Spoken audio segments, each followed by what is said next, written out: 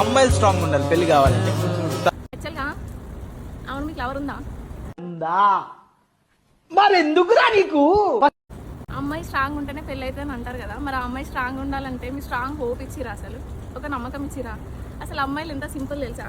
ఆ అమ్మాయికి ఒక పారాగ్రాఫ్ మెసేజెస్ నువ్వు పంపినావు ఆమె ఎన్నిసార్లు చదువుకుంటుంది తెలుసా? మీకు ఒక రీల్, ఒక సాంగ్ నువ్వు ఆమెకు పంపించి నాకు ఈ సాంగ్ ఇష్టం, లేదంటే నాకు ఇది వినేటప్పుడు నువ్వు గుర్తుకొస్తావు అని చెప్తే ఆ అమ్మాయికి లాంగ్వేజ్ అయినా సరే అది గూగుల్లోకి వెళ్ళి యూట్యూబ్లోకి వెళ్ళి దాని మీనింగ్ వెతికి మరీ వింటుంది. ఆమె ఎక్కువ వాల్యూస్ మీరు అసలు দেখతారా? అసలు పట్టించుకోరా మనం.